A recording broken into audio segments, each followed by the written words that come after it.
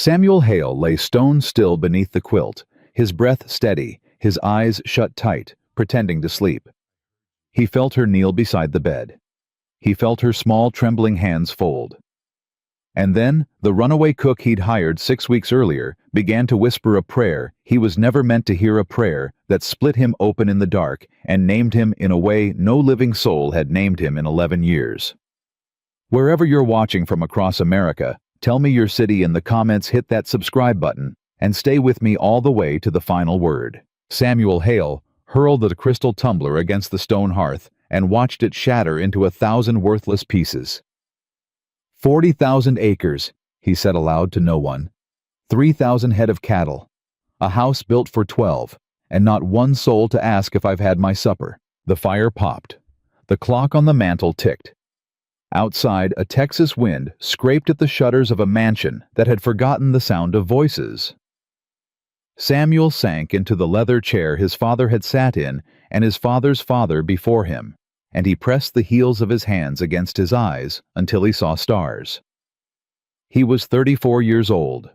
By every paper in Wheeler County, he was the richest unmarried man within a 2-day ride, and he had never in his life felt smaller. The knock at the front door came so soft, he thought at first he had imagined it. Dutch's voice followed careful through the oak. "Boss, you awake?" "Always." "There's a woman." Samuel lifted his head. "There's a what now?" "A woman, Samuel, at the gate. Walked here, looks like. Clean shoes, so she ain't come from too far, but there's blood on her sleeve and she won't say her name." "Send her away, Dutch." "I tried." "Try harder." Dutch didn't answer. Samuel heard him shift on the porch boards. "Dutch." "She ain't got nowhere, Samuel. She's shaken. Not crying, just shaken." Samuel stood in the dark of his own parlor and thought about the 11 empty bedrooms above his head, and the long dining table where he took his meals alone, and the clock that had been ticking in a house full of nothing since the spring of 1872. "Bring her in," he said. "You sure?" "I said bring her in." Dutch opened the door and she stepped inside. She was small. That was the first thing. Small and fair, with dark hair pinned up under a bonnet that had seen better weather, and a plain brown dress that had been mended at the elbow by hands that knew their business. Her eyes would not meet his. They studied the hem of his boots, the floorboards, the brass fittings of the lamp on the side table. She would not look up. "Evening, ma'am." "Evening, sir. My foreman tells me you're looking for work." "Yes, sir." "What's your name?" She hesitated. He watched her throat move. "Lillian." "Lillian what?" "Voss, sir." "That your real name?" Her eyes flicked up for the briefest instant, and he saw in them something he recognized from the face of a mare he had once bought off a drunk in Amarillo. Not fear exactly. Fear was a loud thing. This was the quiet cousin of fear, the one that had lived in a body long enough to make itself at home. "Yes, sir," she said. "It is." He didn't believe her. He nodded anyway. "Miss Voss, you ever cooked for a ranch of 30 hands?" "No, sir." "You ever cooked at all?" "I can cook, sir. I can cook very well." "For who?" A pause. "My father, sir, and my family." "Where's your family now?" She did not answer. Her hands folded in front of her apron tightened around each other until the knuckles went white. Samuel looked at Dutch. Dutch looked at the floor. "Dutch, go on out and see to the horses." "Boss." "Go on now." Dutch tipped his hat to Lillian, which was a thing Dutch almost never did to strangers, and he left them in the parlor with the ticking clock and the broken glass on the hearth. Samuel waited until the front door shut. Then he pulled a chair out from the small card table by the window. "Sit down, Miss Voss." "I'd rather stand, sir, if it's all the same." "It ain't all the same. Sit." She sat. She sat the way a bird sits on a branch it intends to leave at the first sound, perched, ready. "I ain't gonna ask you again where your family is," Samuel said. "I figure if you wanted to tell me you would, but I will ask you this, and I will ask it only once. Is there somebody looking for you?" She did not answer. Miss Voss, I got 40,000 acres and 100 miles of fence line, and I do not need trouble riding up my road in the middle of the night. So I will ask you plain. Is somebody looking for you? I don't know, sir. You don't know? I don't know if he's looking. I know he'd find me if he tried. Samuel leaned back. The chair creaked under him. And who is he? Nobody you'd know, sir. Try me. A man from Amarillo. Husband. No, sir. Kinshare. No, sir. Then what? Her jaw set. For the first time since she had walked in, she looked him full in the face. He was to be, sir, a husband. That was the arrangement. My father made it with his father when I was 16 years old, and I did not object, because I did not know then what I know now. And 3 nights ago I left. I left through a window with what I'm wearing, and I walked. And if you tell me to go, sir, I'll go and I'll walk some more. But I am asking you plain, as I know how to ask, if you would let me work.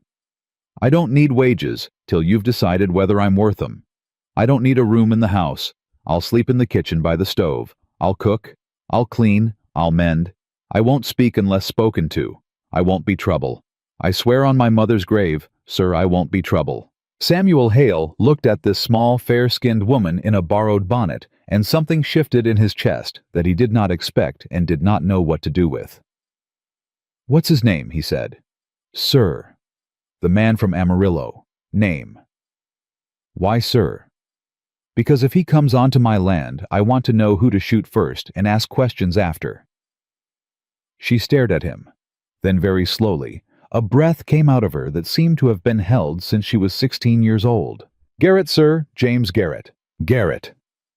Samuel said the name once to settle it in his memory. All right, Miss Voss. I will take you on for 30 days. You will cook and you will clean, and you will be paid at the end of 30 days, same as every hand on this ranch. You will sleep in the room off the kitchen, not on the floor beside the stove, because I am not an animal, and I do not keep women on floors. You will not be bothered by any man on this property, and if any man bothers you, you come to me, and I will see to it. Are we understood? Yes, sir.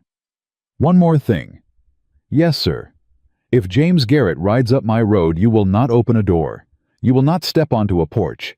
You will not so much as look out a window. You will find Dutch, or you will find me, and you will let us handle it. Are we understood? Her eyes filled. She did not let the tears fall. She was not, Samuel realized, a woman who let things fall. Yes, sir. Good. He stood up. The kitchen's through that door. There's a room off it with a bed and a lamp and a wash basin. You'll find sheets in the linen press. There's cold ham and bread in the pantry if you're hungry, though I'd wager you've forgot what hungry feels like. He paused. There's a bolt on that door, Miss Voss. You are welcome to use it. Every night. Against me, if that's what lets you sleep. I take no offense. She stared at him a long moment. Thank you, sir. It's Samuel.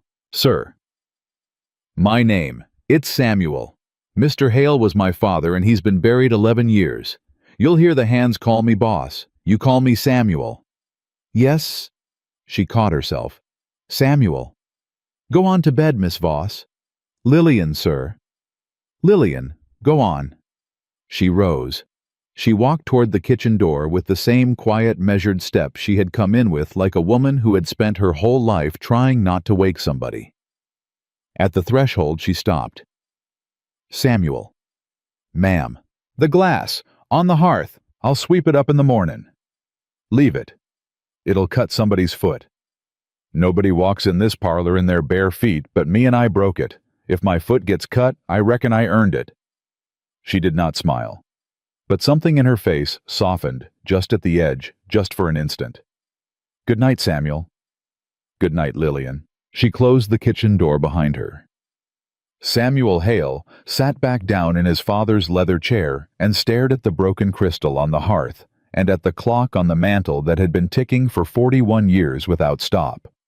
And he thought about how his mother used to hum while she worked in the kitchen, and how nobody had hummed in that kitchen since the spring of 1872. He thought about a woman with blood on her sleeve who would not meet his eyes, and about a name she had said out loud for the first time in 3 days, and about the bolt on the inside of the kitchen room door. He did not sleep that night. He sat in the chair until the dawn came gray across the Texas grass, and then he rose and he walked out onto the porch, and he waited for Dutch. Dutch came up the steps with his hat in his hand. "You were supposed to be asleep, boss." "I was supposed to be a lot of things, Dutch." "She settled in all right." "She did." "What'd you decide?" 30 days. Same wage as any hand. Room off the kitchen. And nobody touches her Dutch. Nobody so much as tips a hat too friendly." "Understood." "There's a man." "Figured." "James Garrett, out of Amarillo. You know the name?"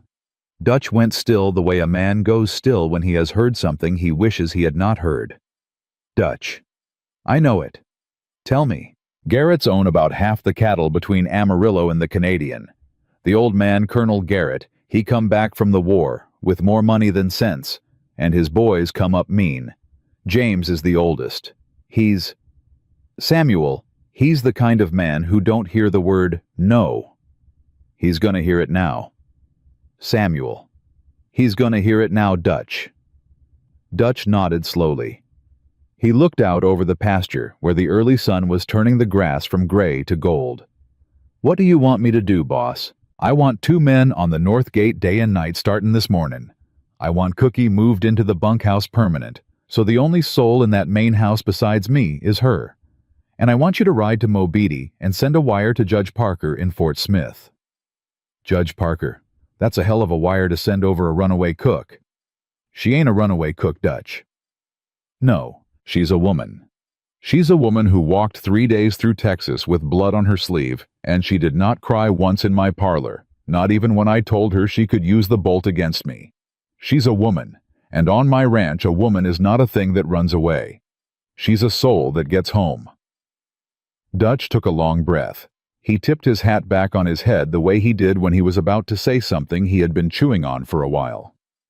"You been alone up in this house a long time, Samuel. I know it. I ain't sayin' don't help her. I know what you ain't sayin'. I'm sayin' watch your heart, son, that's all. I knew your daddy. I knew your mama. I have watched you rattle around inside these walls like a dime in a tin can for 11 years, and I am glad, Samuel. I am glad there is a woman hummin' in your kitchen again. But you don't know her yet, and she don't know you. And a man's heart, when it's been alone that long, it'll mistake a kindness for a vow." Samuel looked at him. "Noted, Dutch. That's all I'll say.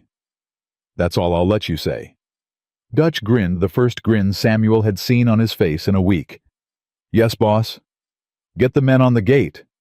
"Yes, boss." "And Dutch." "Boss. If James Garrett sets foot on Hale land, you do not ask him his business. You do not ask him his name. You put him back on his horse. You turn that horse around, you slap its rump.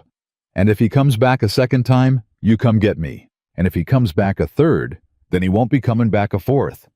Dutch touched his hat and went down the steps. Samuel stood on his porch and watched the sun climb out of the eastern grass, and for the first time in 11 years, he heard faint through the open window of the kitchen behind him the sound of a woman humming. It was a hymn. He knew it. His mother had hummed it on washing days. He closed his eyes and he listened, and he did not trust himself to move. By the time he walked back inside, the coffee pot was already hot on the stove, and there was a plate of biscuits under a clean cloth, and there was no sign of her except for an apron hung on a peg that had not hung anything in 11 years. "Miss Voss." Her voice came from the pantry. "In here, Samuel." "You been up long?" "Since 4, sir." "Samuel." "Samuel." He ducked his head through the pantry door. She was on a stool he did not remember owning, reaching up to the high shelf where his mother had kept the canning jars. The shelf was gray with dust. It had been gray with dust for 11 years. "What are you doing, Lillian?" "I thought I'd take stock, sir." "Samuel." "I thought I'd take stock so I'd know what to make of supper." "You've got 3 kinds of flour up here, and none of 'em is fit to feed a dog. When did your last cook quit?" 11 years ago." She stopped moving on the stool. She looked down at him over her shoulder.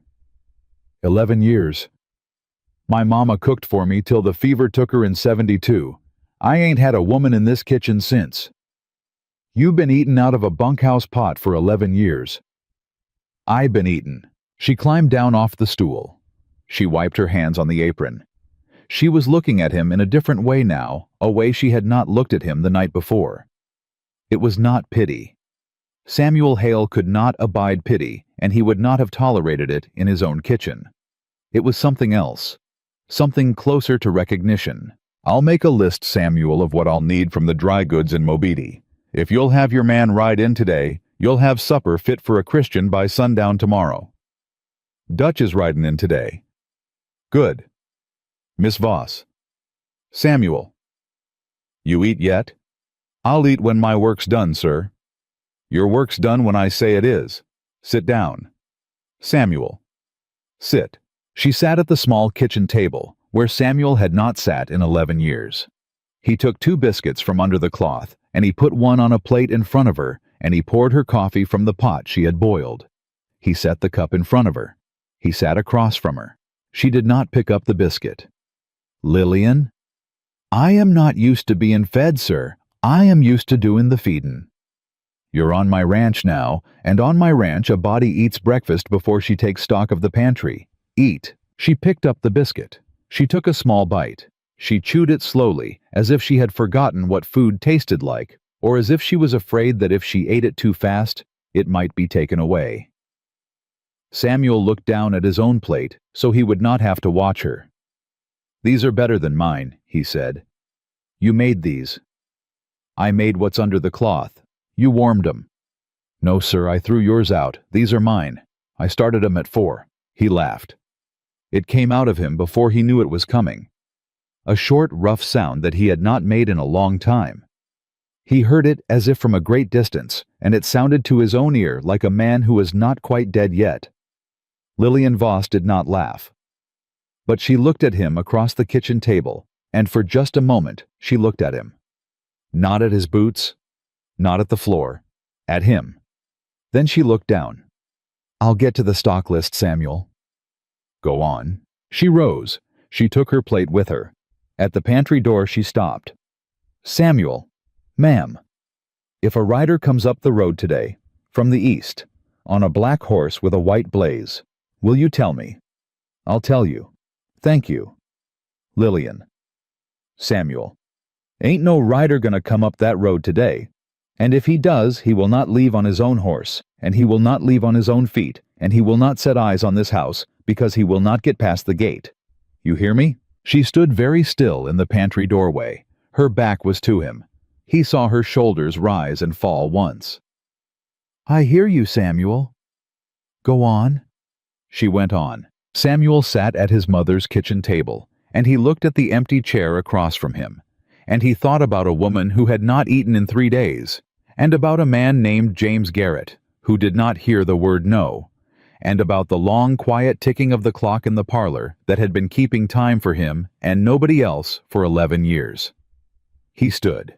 He buckled on his gun belt. He walked out to the porch to wait for Dutch, and somewhere behind him, through the open pantry door, he heard a woman humming a hymn his mother had hummed, and he did not trust himself to turn around and listen.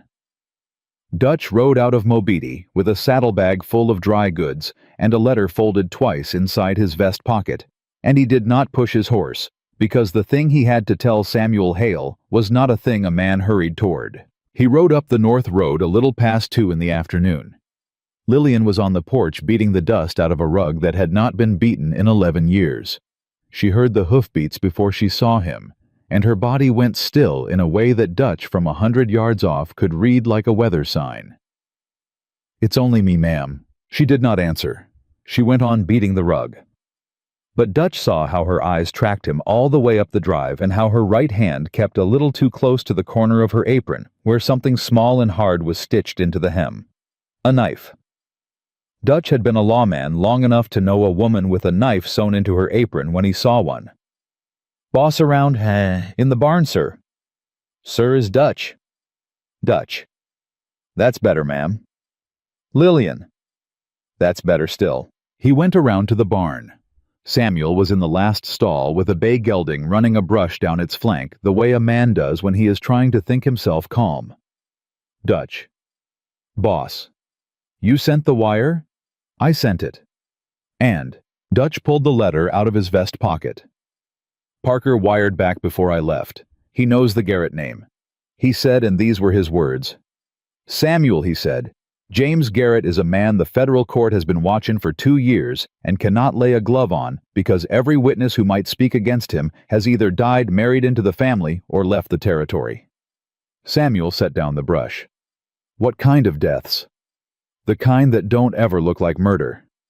How many? 3 that he'd put the name to. A foreman who quit in '85, a ranch hand's wife who was set to testify about something she saw, and a preacher in Tascosa who told Garrett to his face he would not marry him to a girl who wept all the way down the aisle. Samuel Hale went very still. Dutch watched him. The girl in the aisle, Dutch. I asked. She was 16. It wasn't our Miss Voss. It was another one. She ran the night before the wedding. She made it as far as the Canadian River. And then she didn't. Samuel closed his eyes. Boss, Dutch said. There's more. Tell me. I stopped at the dry goods to fill her list. Clem behind the counter asked me who I was buying flour for. I said my own self. He said I'd never bought flour in my life and I'd better pick a better story. So I told him a piece of the truth. I said we got a cook on now, a woman. And he said, quiet as a mouse, he said, Dutch, a man, come through here yesterday asking after a small dark-haired woman who might be traveling alone. Clem did not give him any answer. But the man was polite Dutch. And he was wearing a silver ring with the letter G cut into it. Samuel opened his eyes. He's already in the county. He's already in the county. How far? A day, maybe less. Samuel stepped out of the stall. He walked past Dutch without a word out of the barn across the yard up onto the porch. Lillian was shaking the rug over the rail. She turned when she heard his boots. Samuel, Dutch brought the flour. Lillian. She saw his face and the rug slid from her hands and fell in a heap at her feet. He's here. He's in the county. God in heaven. Lillian, I need you to go inside, and I need you to go up the stairs, and I need you to go into the room at the end of the hall, the one with the blue curtains. You bolt that door. You do not come out for anyone but me or Dutch. Do you hear me? Samuel, I cannot let you. I ain't asking you, Lillian. I'm telling you, move. She moved. He watched her go up the stairs. He waited until he heard the bolt. Then he turned around to Dutch, who had come up onto the porch behind him. 6 men on the north gate. 6 more on the south. I want every hand on this ranch armed by sundown. I want the dogs loose in the yard.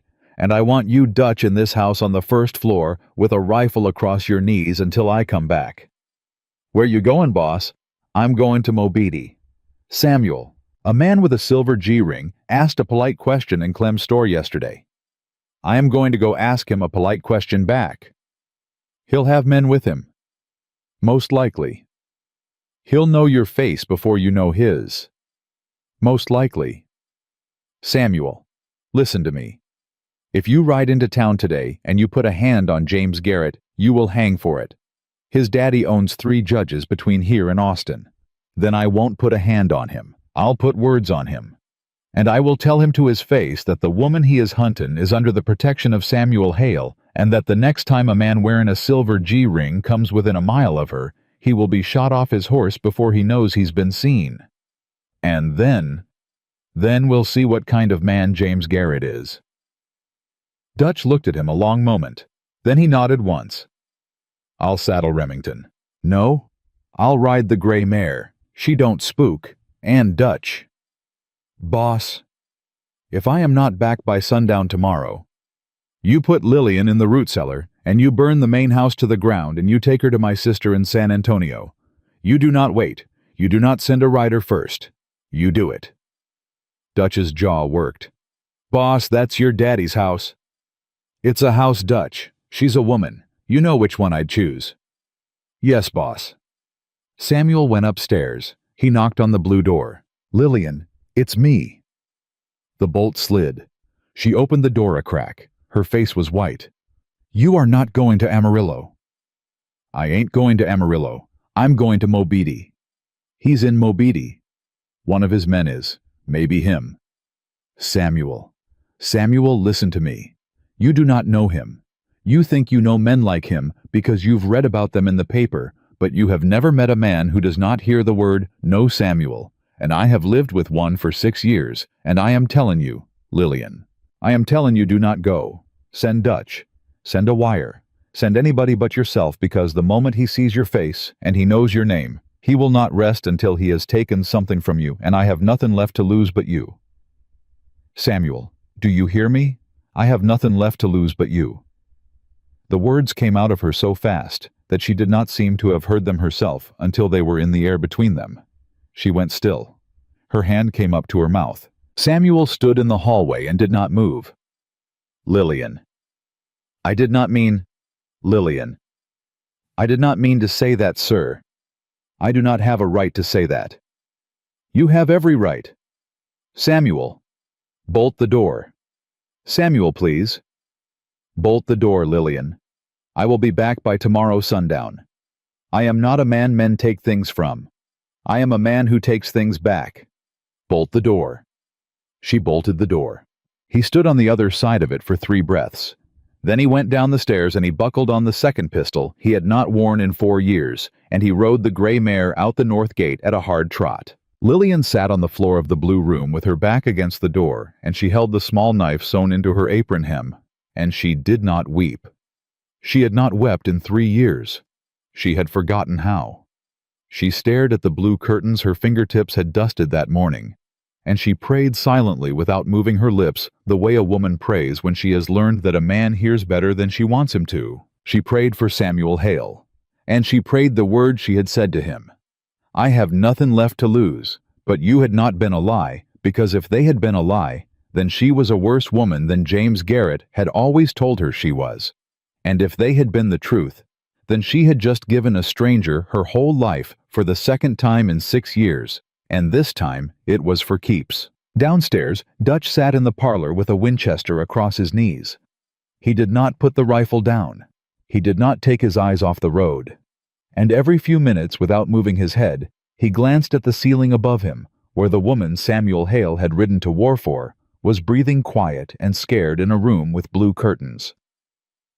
Night came. Samuel did not come back. At 9 o'clock, Dutch stood up. He walked to the foot of the stairs, and he called up in a voice pitched for a woman to hear. "Miss Lillian." "Dutch." "You hungry, ma'am?" "No, Dutch." "You thirsty?" "No, Dutch." "You scared?" A long pause. "Yes, Dutch." "Come on down, ma'am. I'll sit with you in the kitchen."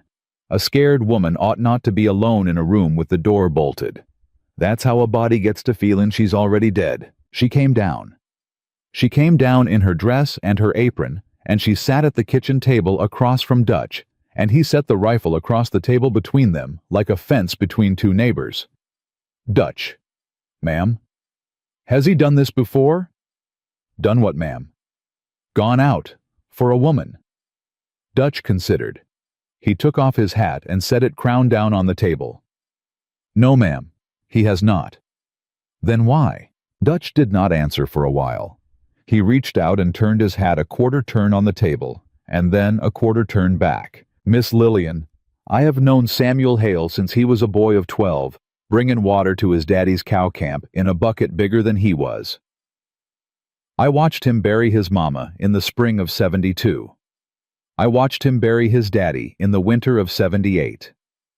I have watched him sit alone in that parlor for 11 years, and eat alone at that table, and walk his land alone from sunup to sundown. And the only thing I have ever heard him pray for, ma'am, and I am a man who does not tell another man's prayers. So you will hear this once, and then never again. The only thing I have ever heard Samuel Hale pray for is that a soul would come up his road who needed him more than he needed himself." Lillian stared at him. "And then you come up the road, ma'am." "Dutch." "That's all I'll say." Dutch, I am a woman with a price on her head, and a man who thinks he owns her, and a father in a grave who sold me for a herd of cattle, and I am not an answer to any man's prayer. Ma'am, I am not. Ma'am, with respect, that ain't for you to decide, and it ain't for me to decide, and it ain't even forgive me for Samuel to decide. That's the Lord's decidin', and the Lord does not ask our permission. She looked at him. Outside, a horse came up the road. Dutch had the Winchester in his hands before the hoofbeats were close enough to count. Lillian stood up so fast her chair went over backward. "Stay behind me." "Dutch, behind me, ma'am." He walked to the front door. He opened it 3 inches. He looked out. Then he closed the door, and he leaned his forehead against it, and he said very quietly, "Thank you, Jesus." "Dutch!" "It's him." Samuel came up the porch steps. His shirt was torn at the shoulder, and there was blood on his sleeve. But it was not his blood, and Lillian saw that, and she saw his face, and she understood before he said a word. "Samuel." "Lillian, are you hurt?" "I ain't hurt." "Is he?" "He is not dead. He is in the Mobidi jail. I put him there myself. He will be out by noon tomorrow, because his daddy owns 3 judges between here and Austin, and by sundown tomorrow he will be on this road, and he will be bringing men." "How many?" "I don't know. 10, 12, enough." She put her hands to her face. "Lillian, look at me." She looked at him. "I spoke to him.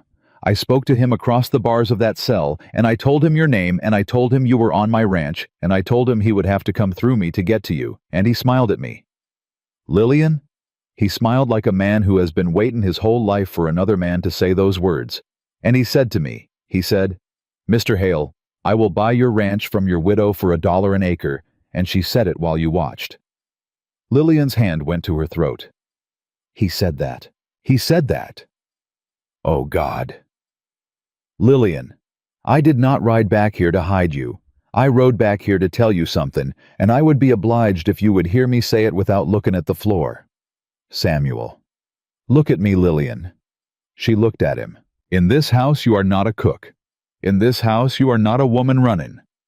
In this house you are the soul that came up the road when I had asked for one, and I will not hand you back to that man for $1 an acre or $10,000 an acre or every acre in Texas. Do you hear what I am telling you?" "Samuel, he will kill you." "Do you hear what I am telling you?" "Samuel." "Do you hear me, Lillian?" Her mouth trembled. She made a sound that was not a word. "I hear you. Good." He walked past her. He walked past Dutch. He went to the gun cabinet in the hall, and he unlocked it with a key he wore on a chain around his neck, and he took down a long gun that had belonged to his father, and he laid it on the kitchen table beside Dutch's Winchester. "Dutch."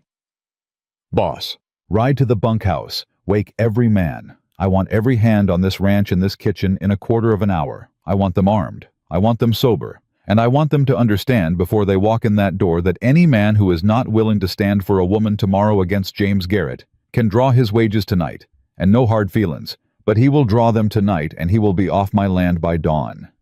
"Yes, boss." "Go on." Dutch went. Samuel turned to Lillian. She was still standing in the middle of the kitchen with her hands at her throat. "Lillian." "Samuel." "Sit down." She sat. He sat across from her. He reached across the table slow the way a man reaches toward a mare that has been beaten, and he laid his hand palm up between them. He did not touch her. He laid his hand there open, and he waited. She looked at his hand a long time. She did not put her hand in his, but she reached out very slowly, and she laid her fingertips on the inside of his wrist where the pulse was, and she left them there for the count of 3, and then she took them away. Samuel Hale. "Ma'am?" "If we live through tomorrow." "If we live through tomorrow." "I will tell you a thing about myself that I have told no living soul, and you will decide then if you still want a soul up your road." "Lillian, do you agree?" "I agree." "Then go and meet your men." He stood. He picked up his father's long gun off the kitchen table. At the door to the hall, he stopped, and he did not turn around. and he said in a voice that was not quite steady, "Lillian Voss, the thing you said to me at the Blue Door, about having nothing left to lose but me. Samuel. Was that the truth?"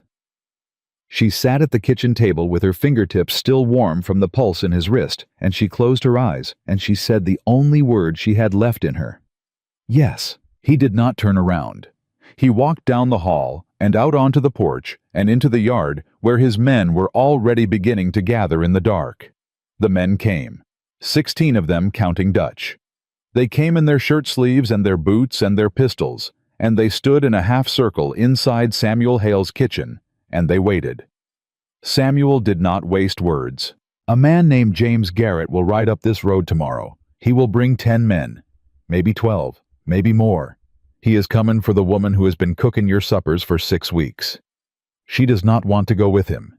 She will not be made to go with him. Not while I draw breath on this land. Not while any man in this room draws breath on this land. Any of you who cannot stand to that, I have your wages ready in my desk drawer. No hard feelings, no questions. You ride out tonight." Nobody moved. Then one man stepped forward, a thin hand named Hollis, the one Samuel had never quite taken to the one who laughed too loud and drank too much. "Boss, I got a wife and 2 babies in Canadian." "I know you do, Hollis." "I can't." "I know. Go on." Hollis looked at the floor. "I'm sorry, boss." "Don't be sorry. Be alive. Go on." Hollis left.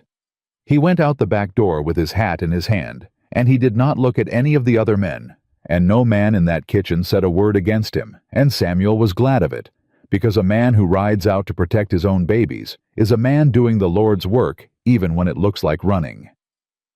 Samuel turned back to the 15 men who were left. "Any other man?" Nobody moved. "All right. Dutch has your posts. Eat something. Sleep if you can. I want every man on his feet by 4. They filed out. Dutch was the last to leave. He stopped in the doorway. "Samuel." "Dutch?" "She's still at the table." "I know." "You gonna be all right?" "I'm gonna have to be." Dutch went. Samuel stood alone in his kitchen with Lillian at the table, and he did not sit. He picked up his father's long gun, and he set it across his shoulder, and he looked at her a long moment. "Lillian." "Samuel." "Go on up to bed." "I cannot sleep, Samuel." "Neither can I, but you will try, and I will try. And in the morning, we will do what needs to be done, and we will do it with steady hands, because steady hands is all we got." "Samuel." "Ma'am." "I cannot be in that blue room alone tonight." He looked at her. "Lillian, I am not asking what you think I am asking. I am asking to sit in a chair in the hall outside your door. I am asking to hear a man breathe. I have not heard a man breathe through a wall in 6 years without being afraid of what would happen when the breathing stopped, and I am asking you, Samuel, for one night to let me hear a man breathe who I am not afraid of." Samuel was quiet a long time. "There's a chair in the hall," he said. "I put it there myself when my mama was sick so I could sit through the night. It's still there. Bring a quilt." "Thank you, Samuel."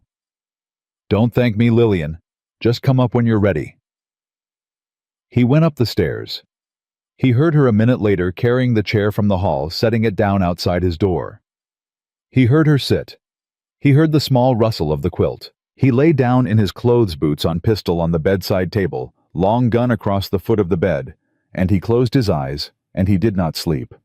A long time passed. Then he heard the handle of his door turn. He did not move. He kept his breathing slow. He kept his eyes closed. He heard her come into the room in her stocking feet, soft as a cat on a rug. And he heard her stop at the foot of the bed, and he heard her breath catch, once the way a woman's breath catches, when she is about to do a thing she has thought about doing, and has not until this moment been brave enough to do. She knelt. She knelt at the side of his bed in the dark. He felt her. Not her hand. Her nearness.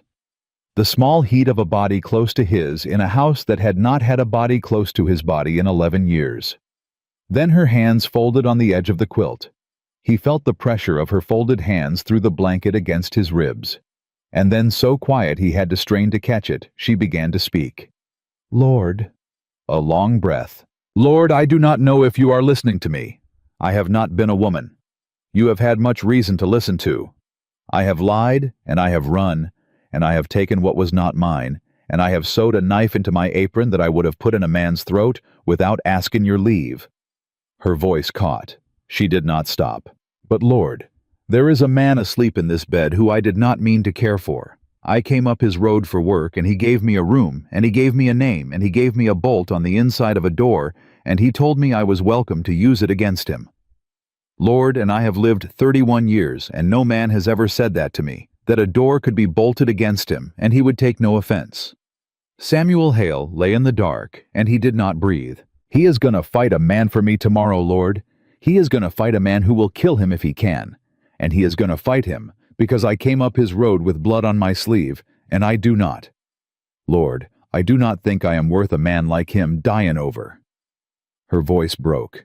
So I am asking you if it is your will to let him see the morning, let him see the noon, let him stand on his porch again and look out at his grass, and let him see, Lord, just once, let him see his own self the way I have come to see him, not as a man with 40,000 acres, not as a man with 3,000 head, as a man, as a soul, as a good and lonely man who has been waiting his whole life for somebody to walk up his road and see him plain. Her hand moved. She laid her palm just for an instant flat on the blanket over his heart.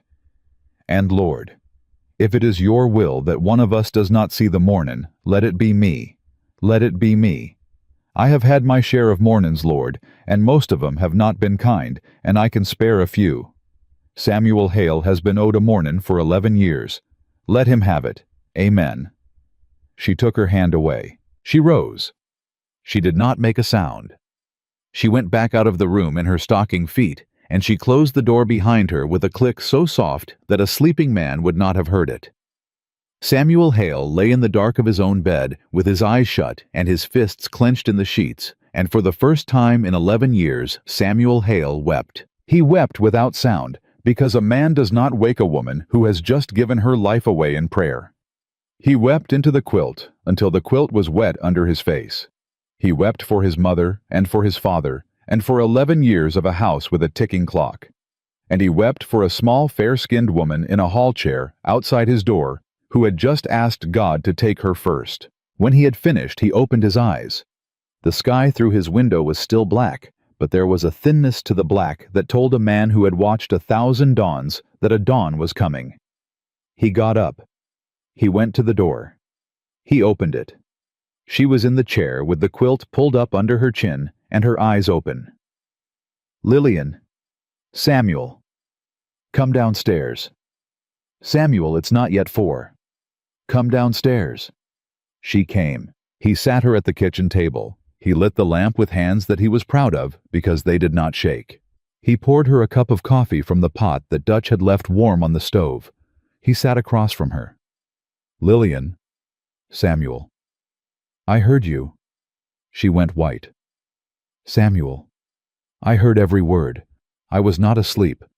I want you to know that. Before this day gets to where it is going, I want you to know that I was not asleep, and I heard every word. Her hand was at her throat again. He saw it trembling. Samuel. I did not mean... You meant it. Don't walk it back now. You meant every word, and so did I when I said what I said to you in that hall, that you are the soul that come up my road when I asked for one, and a man does not unhear a prayer like that, Lillian, and a man does not want to. Samuel. Now I am going to say a thing to you, and you are going to let me say it, because if this day goes bad, I will not get to say it twice. Samuel, please. Lillian Voss. If we live through today, I do not want a cook. I do not want a housekeeper. I do not want a woman who sleeps in a room off my kitchen with a bolt on the door. I want a wife. I want you, Lillian. I have wanted you from the night you walked into my parlor, and would not meet my eye. And I did not know it was that till you knelt at my bed and prayed the Lord to take you first, and now I know it, and I will not die tomorrow, or the day after, or in 40 years with that word unspoken between us. Do you hear me? Tears were running down her face. She did not wipe them. Samuel. Do you hear me, Lillian? I hear you. You do not have to answer me. I do not want an answer from a woman who has been running for 3 days and praying all night. I want you to hear me, and I want you to carry it into whatever comes today, and when today is done, you will tell me yes or you will tell me no, and I will honor whichever one you say." She reached across the table. She took his hand. She did not lay her fingertips against his pulse this time. She put her whole hand in his, small and cold and shaking, and she held on. "Samuel." "Ma'am." "There is a thing I have to tell you." "Tell me." "I did not just run from him, Samuel." "Tell me." "I took something." Samuel's hand went still around hers. "What did you take?" "A book, a ledger book, from his daddy's office in Amarillo. I took it the night I ran." "A ledger book. I kept his father's books, Samuel, for 2 years, from the time I was engaged to him. Old Colonel Garrett could not read numbers the way he used to, and James did not trust a man to see his father's accounts, but he trusted a girl who could not run. So I kept the books. And in those books, Samuel, are the names of every man the Garretts have paid off in 4 counties. Judges, sheriffs, the land agent in Tascosa, the assayer in Canadian. I took the book, Samuel. I took it and I hid it and I ran. And the reason James Garrett is not coming here tomorrow for a runaway fiancé, Samuel, is because James Garrett is coming here tomorrow for that book." Samuel sat very still. "Lillian, I am sorry I did not tell you. I was afraid you would put me back on the road." "Lillian, where is the book?" "It is safe." "Where is the book?" "If I tell you, Samuel, and they take you and they hurt you, you will tell them. Every man tells them. I have watched every man tell them. I am not going to let you be another man who tells them because of me. The book is safe. When this is over, if we are alive, I will put it in your hand, and I will put it in the hand of a federal marshal, and the Garretts will hang in a federal courtroom in Fort Smith for what is written in it. But until then, Samuel Hale, you do not know where it is, and you will not know where it is, and that is how I keep you alive today." Samuel looked at her a long moment. Then very slowly, he lifted her hand to his mouth, and he kissed the backs of her fingers, one small cold knuckle at a time. "All right, Lillian. All right. All right. You hold your book. I hold my ranch. We stand at the gate together at noon, and we see what James Garrett brought with him. Samuel?" "Ma'am?" "He did not bring guns." "What?" "Or he did. But he did not bring only guns. He brought a paper, Samuel. He will have a paper. I know him. He will have a piece of paper signed by a judge his daddy bought, and that paper will say that I am a thief who stole from his father's house, and that paper will say that any man who shelters me is an accessory to theft, and that paper will make it legal for him to ride onto your land with a sheriff at his side, and take me, Samuel, and take me lawful, and there will not be a thing you can do about it without hanging for it." Samuel stood up. He walked to the kitchen window. He looked out at the dark that was beginning to thin in the east. "A sheriff," he said. "Yes." "A sheriff and a paper." "Yes." He did not turn around. "Lillian, does that paper have your name on it?" "My name, and a list of what I took."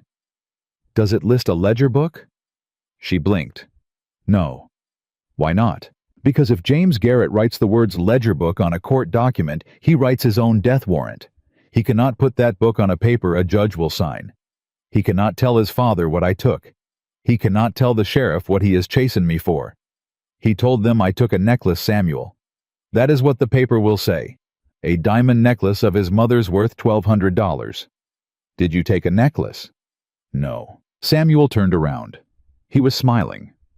It was a thin, hard smile, the smile of a man who has just seen a door he did not know was in the wall.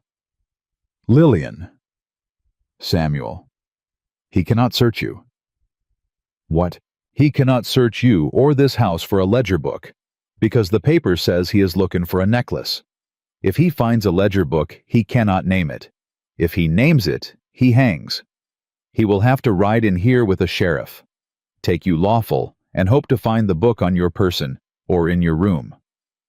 And if the book is not on your person, and it is not in your room, he cannot tear this house apart without tipping his hand to the sheriff. Lillian. Samuel. Where is that book? Samuel. I am not asking you where it is. I am asking you, is it on this ranch? A long silence. No, Samuel. Where is it? It is with a woman in Mobiti, a widow. I gave it to her the night I walked through town. I told her if I was not back for it in 30 days, she was to take it to a federal marshal and say the name Lillian Voss. She will die before she gives it to a Garrett. I know her, Samuel. I have known her since I was a girl. Samuel Hale laughed. A real laugh, the laugh of a man who has been holding his breath for 6 weeks. Lillian Voss. Samuel. You are a smarter woman than any man James Garrett has ever met in his life. I had to be, Samuel. There was nothing else to be. He came across the kitchen. He knelt down beside her chair. He took both of her hands in both of his. Lillian, listen to me. I want you to go upstairs. I want you to put on your Sunday dress. I want you to come down those stairs when that sheriff rides up my road. And I want you to stand on my porch like a woman who has not done a thing wrong in her life. And I want you to let James Garrett look at you. And I want you to smile at him. Lillian, because he cannot touch you and he knows it. And the paper in his hand is made of nothing. Samuel. Yes, ma'am. What if I am wrong about the paper? Samuel looked up at her. His eyes were steady. Then we find out together, Lillian. Now go put on your Sunday dress. She stood. At the foot of the stairs, she stopped. She did not turn around. Samuel Hale. Ma'am? The answer is yes. He did not move. I will not ask you a second time, Lillian. I know you won't. That's why I'm answering you now. The answer is yes. Whatever comes up that road at noon, the answer is yes. She went up the stairs. Samuel Hale stayed on his knees on the kitchen floor a long time, with both of his empty hands still held together in front of him, as if he were the one who had just learned how to pray. Outside, far down the long north road, the dust of riders had already begun to rise against the gray of a Texas dawn. The dust came up the north road just before noon. Samuel Hale stood on the steps of his porch in a clean white shirt and his father's gun belt, and Lillian Voss stood beside him in a dark blue Sunday dress that had belonged to Samuel's mother, buttoned to the throat, and her small cold hand was not in his, because a woman does not stand on a porch holding a man's hand when she is being accused of theft in front of witnesses. But her shoulder was against his shoulder, and that was a thing neither of them was going to move. Dutch came up the steps from the yard rifle in the crook of his arm. 12 riders, boss. 2 ahead, 10 behind. Tell me about the 2 ahead. One's Garrett, one's wearing a star. Wheeler County. Potter. Samuel smiled the thin, hard smile again. Potter County. Yes, boss. 140 miles from here. Yes, boss. That is not a Sheriff Dutch. That is a man wearing a star in a county he has no business in. Let him come to the gate. Do not open the gate. I will come down. Boss? Do not open the gate, Dutch. Yes, boss. Samuel turned to Lillian. Lillian. Samuel. You stay on this porch. You do not come down to that gate. Not for me. Not for him. Not for the second coming of Jesus Christ. You hear me. I hear you.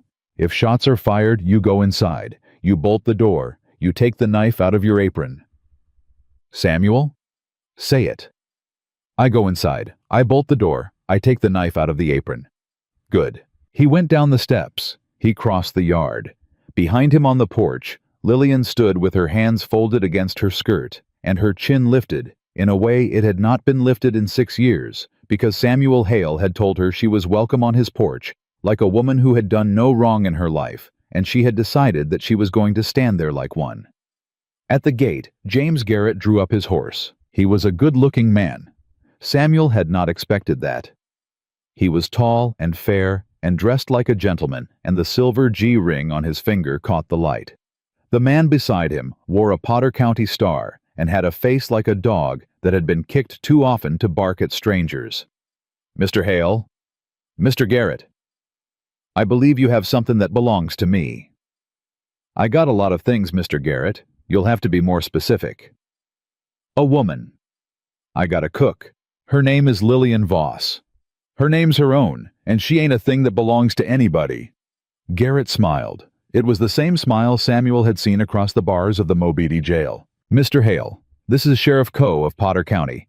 He has a warrant sworn out in Amarillo for the arrest of Miss Voss on a charge of grand larceny. The stolen property is a diamond necklace belonging to my mother, valued at $1,200. Sheriff Coe is here to execute that warrant. You will stand aside and open that gate." Sheriff Coe. Hale. "You got a warrant?" "I do." "From who?" "Judge Lorne of Potter County." "Potter County, 140 miles west. The warrant is lawful." "In Potter County?" Coe's face did not move. "Hale. Sheriff, you and I both know a Potter County warrant is paper in Wheeler County. You want to serve that warrant on my property, you ride into Mobeetie and you hand it to Sheriff Pickett, and Sheriff Pickett rides out here with you. Until then, that warrant is a letter from a stranger, and I do not open my gate to strangers." Garrett's jaw tightened. Samuel watched it tighten. He had been waiting for that. "Mr. Hale, I can ride to Mobeetie and fetch Sheriff Pickett. I can be back here by sundown." "Then ride, Mr. Garrett. Ride." "In the meantime, you are harboring a fugitive." "In the meantime, I am feeding a cook." "Open the gate, Hale." "No." The 10 men behind Garrett shifted in their saddles. Samuel heard the small sound of 10 hands on 10 pistol grips. Dutch heard it too. Dutch did not move. Then from far down the north road, a second dust came up. A single rider. Samuel did not turn his head. He did not have to. He saw Garrett's eyes go past his shoulder, and he saw Garrett's eyes register the rider, and he saw something in Garrett's eyes that Samuel had been waiting to see all morning. He saw Garrett afraid. The rider came up the road at a long, easy trot. He was a big man on a big bay horse. He wore a gray coat and a flat-brimmed hat and a badge on his chest that caught the sun the way Garrett's silver ring did not. He drew up beside Sheriff Coe. He did not look at Coe. "Mr. Hale." "Yes, sir." "Deputy United States Marshal Elias Tate, out of Fort Smith. Judge Parker's compliments." Samuel nodded once. "Marshal." "Mr. Garrett." Garrett's face had gone the color of old milk. "Marshal Tate." "James, we've met." "We have. Twice as I recall. Once in Tascosa in '83, and once in Amarillo 2 years back. Both times on matters relating to your daddy's business. Marshal, this here is a county matter." "It is not a county matter, James. Not anymore. Judge Parker wired me 6 days ago on information received from Mr. Hale here. I have been riding since. I am federal. Sheriff Coe, that warrant of yours is superseded. Fold it up and put it away. I will be taking over this matter." Coe did not move. "Sheriff Coe, fold it up." Coe folded it up. "Now, Mr. Garrett." "Marshal." "I got a federal warrant for you too." Garrett's hand drifted toward his coat. "Do not," Tate said. "Do not, James. There are 10 men behind you and 1 of me, but I am federal, and every man behind you knows what happens to a man who draws on a federal marshal. Your daddy has lawyered you out of a lot of things. He will not lawyer you out of that one." The 10 men behind Garrett did not move. "What is the charge, Marshal?" "Mail fraud, land fraud, conspiracy, witness tampering, 3 counts of suspicion of murder, and I am asking nicely, James, for you to get down off that horse." Garrett did not get down off the horse. He looked at Samuel. "Mr. Hale." "Mr. Garrett." "You did this?" "I did." "You do not know what you have done." "I know exactly what I have done." "She is not what you think she is." "I know what she is. She is a thief. She is a woman. Hale, she was mine. She was never yours. You just didn't let her say so." And then the thing Samuel Hale had been watching for from the moment Garrett drew up at the gate happened. Garrett's hand went to his coat. Dutch fired first. He fired once from the porch rail, and he hit Garrett's right hand at the wrist, and Garrett's pistol came out of his coat and fell into the dirt without ever clearing the cloth. Garrett screamed. He made a sound Samuel had not thought a man like that could make a high, thin animal sound, and he pulled his horse sideways, and he would have spurred it into the gate had Marshal Tate not reached across calm as a schoolteacher and caught the bridle. "Easy, James. You shot me. He shot me. He shot your hand. James, and your hand had a gun in it, and a man on a porch defending a woman does not need my permission to shoot a hand with a gun in it. Easy." From the grass to the west of the gate, a rifle cracked. The bullet went past Samuel's ear. He felt it go. He felt the small hot wind of it against his jaw. Dutch went down. He went down without a sound, the way a big man goes down when he has been hit dead center in the back. He folded at the knees, and he sat down hard on the porch boards, and then he lay down slow, and the rifle he had been holding slid out of his hands and across the porch. Samuel turned. "Dutch." "Boss?" "Dutch, no, no, no." "Boss, it come from the grass. West side. Got a man in the grass, boss." On the porch, Lillian had not moved. She was staring west at the grass, the way a woman stares at a thing she has known was coming her whole life. "Samuel," she said. "It's Hollis." Samuel Hale turned his head toward the grass. "Hollis. The man who left last night," Lillian said. "Samuel. He did not go home to his babies." Samuel stood up off Dutch.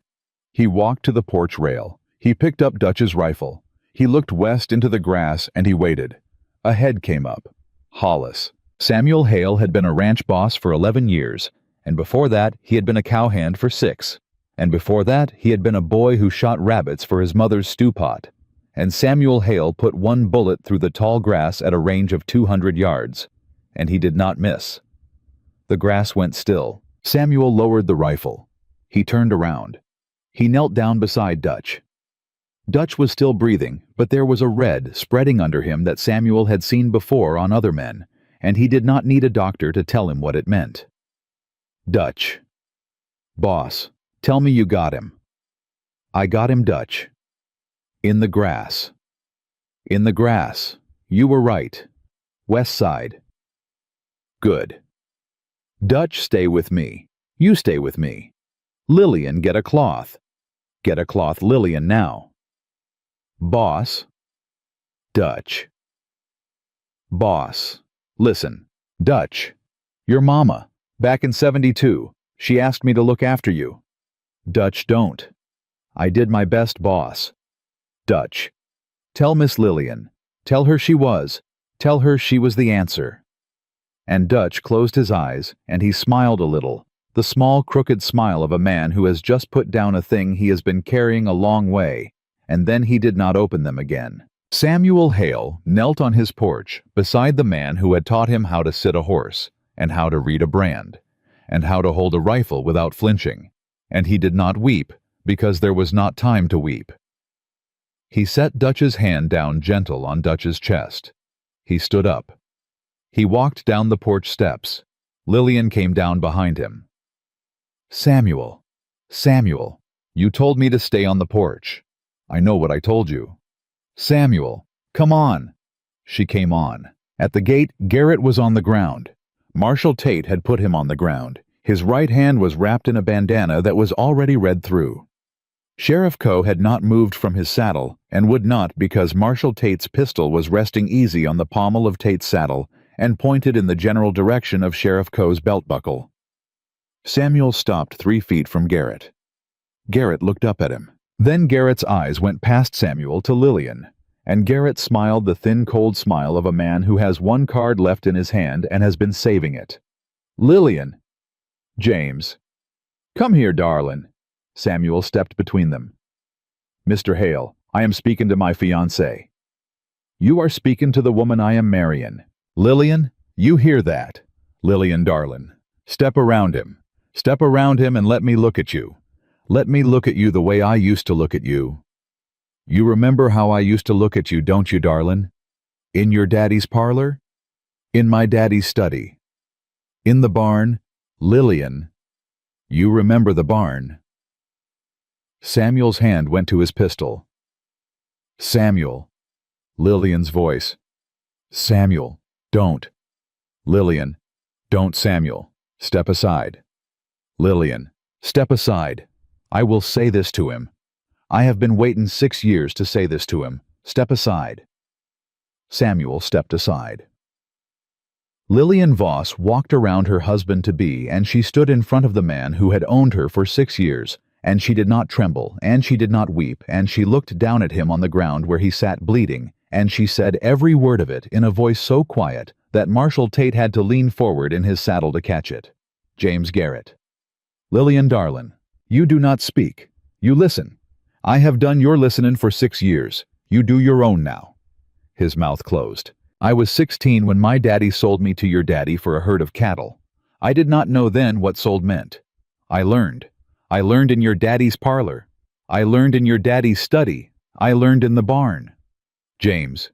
"Yes, I remember the barn, and I remember every mornin' after the barn, when I could not lift my arm to button my own dress, and I remember your mama lookin' at the bruise on my jaw over the breakfast table and passin' me the jam. I remember every single thing, James. I remember better than you do." Garrett's face had gone white. "I kept your daddy's books for 2 years because he could not see the numbers, and you could not read men, and you thought a girl was safe, James. You thought a girl was a thing you could leave in a room with a ledger book, and she would not see what was in it. You were wrong. I saw every judge. I saw every sheriff. I saw the land agent in Tascosa. I saw the assayer in Canadian. I saw the preacher in Dalhart that your daddy paid off after the girl who ran from you in '84 drowned in the Canadian River. I saw her name James. I saw what your daddy paid to have her name taken out of the courthouse record. I saw all of it, and I copied it every line into a second book, and I took that book with me when I walked out of your house, and I gave it to a woman in Mobeetie, and the woman in Mobeetie has been told James that if I do not come back for it in 30 days, she is to take it to a federal marshal and say my name." Garrett's mouth opened. "Oh, God. That is the first time you have said his name, James, that I have ever heard you say it in 6 years." Lillian. Marshall Tate. "Ma'am. You are a federal officer." "I am, ma'am. I am handing you that book today. By sundown. A widow named Esther Willoughby above the dry goods in Mobeetie. She is expectin' you. Say my name to her, and she will put it in your hand. Ma'am, that book is the last thing I own in the world that was taken from me, Marshal, and I am giving it to the United States government. I am giving it to you. I want every name in it brought to trial. I want Colonel Garrett in a federal courtroom. I want James Garrett in a federal courtroom. I want every judge and every sheriff and every land agent who took $1 of Garrett money to stand in front of 12 honest men and say what they did. Do you hear me, Marshal?" "I hear you, ma'am." She turned back to Garrett. "Now, James." "Lillian. Now you may say what you were going to say to me." He did not say anything. She knelt down, slowly, on both knees in Samuel's mother's blue Sunday dress in the dirt of Samuel's yard, 3 feet from the man who had owned her. She looked him dead in the eye. "I am not afraid of you, James Garrett." And then she stood up, and she brushed the dust off her skirt with the flat of her hand, and she walked back to Samuel Hale, and she took his arm, and she did not look behind her as Marshall Tate pulled James Garrett to his feet and put the irons on him. At the porch, she stopped. She looked up at Samuel. "Dutch." "He's gone, Lillian." "Oh, Samuel. He said something to tell you." "What did he say, Samuel?" "He said you were the answer." And there on the porch steps, with the 10 riders of James Garrett being disarmed one by one in the yard behind them, and with Sheriff Coe of Potter County being walked down off his horse in irons of his own, and with the body of a hand named Hollis cooling in the grass 200 yards west, Lillian Voss finally, after 3 days of walking and 6 years of not put her forehead against Samuel Hale's chest and wept. He held her.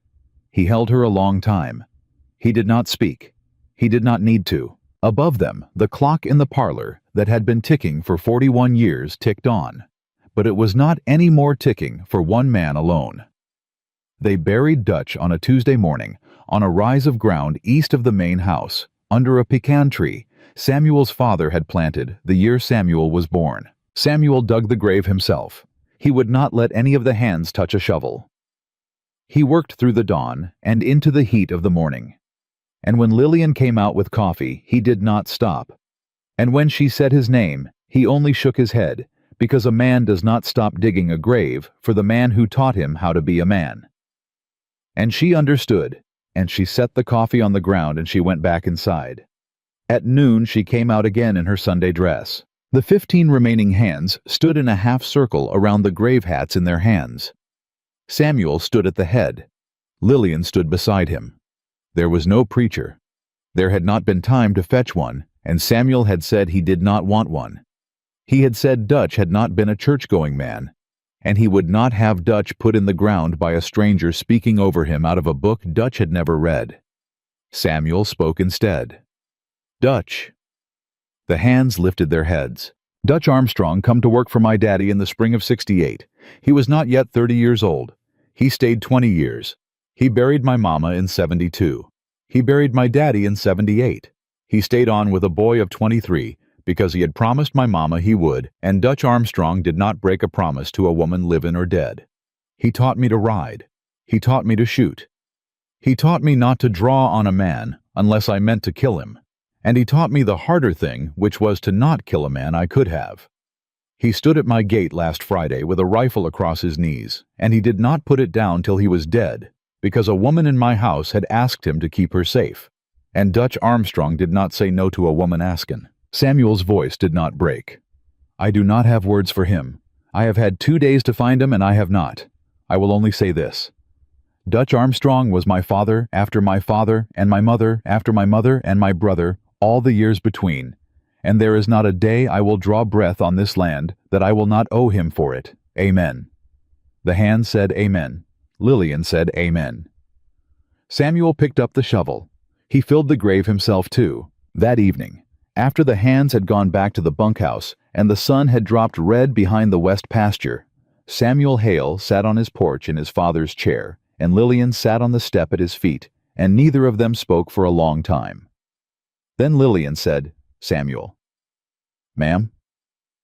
"Marshal Tate came by this afternoon. I saw him ride in. I could not make myself come down." "I know. I sat with him in the kitchen." "What did he say?" "He said he had the book. He said a federal grand jury is being called in Fort Smith for the first week of June. He said Colonel Garrett was taken into custody in Amarillo last night. He said James Garrett will be tried on 3 counts of murder and 4 of fraud, and the Lord knows how many of conspiracy, and that the earliest he will see the outside of a federal penitentiary, if he is not hanged first, is the year 1911. Samuel nodded slowly. "He also said something else, Samuel." "Tell me." "He said there is a reward for information leading to the conviction of James Garrett. A stand-in reward posted 2 years ago by the railroad he defrauded in '85. $5,000. $5,000. He said it is mine. He said no federal officer will contest it. He said the book is the information, and I am the one who brought it." Lillian. "Samuel, that is more money than some men see in a lifetime." "I know it." "What will you do with it?" She turned around on the step. She looked up at him. "I will put it in a bank in Mobeetie. In my own name. Lillian Voss." Lillian. Not Lillian Hale. Not yet. Maybe not ever. Lillian Voss. "I have never had $1 in a bank in my own name, Samuel. My daddy had my wages till I was 16. James Garrett had 'em after that. I have been a woman on this earth for 31 years, and I have never held $1 that was mine. I am going to hold 5,000 of them. And then Samuel Hale, and then I am going to decide what I do next." Samuel did not answer for a moment. Then he said, "All right, Lillian. All right. All right, your money, your name, your bank, you're decidin'." She looked at him a long time. "Samuel." "Ma'am, the night before all this, in your kitchen, when you asked me to marry you." "I remember." "I said yes." "I remember that too." "I meant it. I mean it now. But I am going to ask you, Samuel, for a thing I did not know how to ask you for that night, and you are going to tell me yes or no, and I will honor whichever one you say. Ask me." "I want a year." "A year. A year, Samuel. A year in my own room. A year with my own money. A year on this ranch as a woman who is not a wife, and is not a cook, and is not a fiancée. A year to be Lillian Voss, in a place where a man has not decided who she is before she wakes up. And at the end of that year, Samuel. If I am still the soul you want up your road, you ask me again. And I will answer you again. And the answer will be real Samuel, because it will have been a year of me choosing to answer it, and not a year of me running toward a porch. Samuel was quiet a long time. Lillian. Samuel. You want a year. I want a year. Same room you got now. Same room. Same wage I've been paying you. Not a wage, Samuel. I will not take wages anymore. I will cook because I love to cook, and I will keep the house because I love the house. I will live here as a guest. If you ask me for a chore, I will do it because I am a woman who helps, not because I am a woman who is paid. And the room off the kitchen, I will take a room upstairs if you will let me. The one with the blue curtains. Because I sat in that room one night with the door bolted and I learned a thing in that room. What thing? That a door is only worth having a bolt on it if there is a man on the other side of it who would honor the bolt. And I have been on this ranch 6 weeks, Samuel, and you have not once put a hand on the handle of my door. Not once. And I would like for a year to sleep in a room with a bolt I do not feel I have to throw. Samuel did not speak for a while. When he did, his voice was not quite steady. Lillian Voss? Samuel. You can have a year. You can have 10 years. You can have this ranch if you want it, and me along with it or not, as suits you. The blue room is yours. It has been yours since the first night you set foot in it, and I was a fool not to offer it then. Samuel. I will court you, Lillian. I will court you in my own house for a year. I will take you to supper in my own dining room like a stranger, and I will knock on your door like a caller, and I will sit across a parlor from you like a man with hopes, and I will not touch your hand without your leave. Samuel. And at the end of the year, if you say no, I will not ask you why. I will put you on the train to wherever you want to go with your $5,000 and my blessing, and I will live out my days on this porch, and I will count them well spent for the year I had. Samuel Hale. Ma'am, you are going to make me cry on a Tuesday, and I have not cried on a Tuesday in 6 years. I'm sorry, ma'am. Don't be sorry. She stood. She stepped up onto the porch. She laid her hand flat and steady against his cheek the way a woman lays her hand on a cheek when she has decided a thing inside herself that she is not yet ready to say out loud. Then she went into the house, and he heard her go up the stairs, and he heard her open the door of the blue room, and he heard her close it, and he heard a moment later the small clean sound of a bolt not being thrown. Samuel Hale sat on his porch in his father's chair, and for the first time in 11 years, he did not feel alone in his own house. The year went by. She kept her word. He kept his. She took the blue room upstairs, and she put her $5,000 in a bank in Mobeetie in the name of Lillian Voss, and she went into town once a month to see it entered in the book, and she came home every time and told Samuel the balance over supper, because she had promised herself that she would say the number out loud to a man every month for as long as she lived to remind herself it was hers. She cooked. She did not take a wage. She read Samuel's mother's old cookbook cover to cover, and she taught herself to make pies his mother had made, and the first pie she set on the table in front of him, a peach pie from his mother's receipt. Samuel Hale ate one bite and put his fork down and could not eat for a long minute, and Lillian did not say a word. She only refilled his coffee and waited for him to find his way back. In February, Marshal Tate came and took her to Fort Smith. She stood in a federal courtroom for 4 days. She said every name in the ledger book in a voice steady enough that the clerk did not ask her to repeat a word. Colonel Garrett was sentenced to 30 years. James Garrett was sentenced to hang. He was hanged on the 11th of March, 1892, in the yard of the federal courthouse in Fort Smith. And Lillian Voss did not go and watch it, because she had decided that the day James Garrett died would not be a day that she spent looking at him. She came home on their train. Samuel met her at the Mobeetie station. He did not embrace her. He tipped his hat. He took her bag. In the buggy on the ride home, she said, "Samuel." "Ma'am?" He is dead. I know it. I did not go. I know that too. I thought I would feel different. How do you feel? She considered. Tired, Samuel. I feel tired. And I feel like a woman who has done a thing she had to do and does not have to do it again. That's a good feelin', Lillian. Is it? It's the feelin' a body gets when she has finished a job. I've been watching men finish jobs my whole life. It looks just like that. She smiled a little for the first time in 4 days. Samuel Hale. Ma'am, I am 3 months into my year. I know. 9 to go. I know.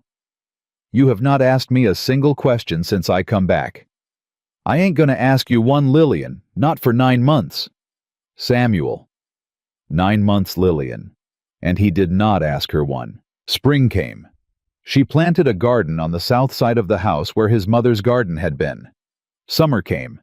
She put up 40 jars of peaches and 80 of tomatoes, and she lined them on the pantry shelf that had been gray with dust the first night she walked in. And every time she walked past it, she touched one jar for luck. Fall came. She rode out one morning to the north pasture with Samuel on a sorrel mare he had picked for her himself, and she sat a horse as well as any man he had, and she did not say so. But she liked the feeling of a horse under her because she had not been on one since she was 14 years old, and her daddy sold the last of hers to pay a debt. Winter came. They sat by the fire in the parlor most evenings.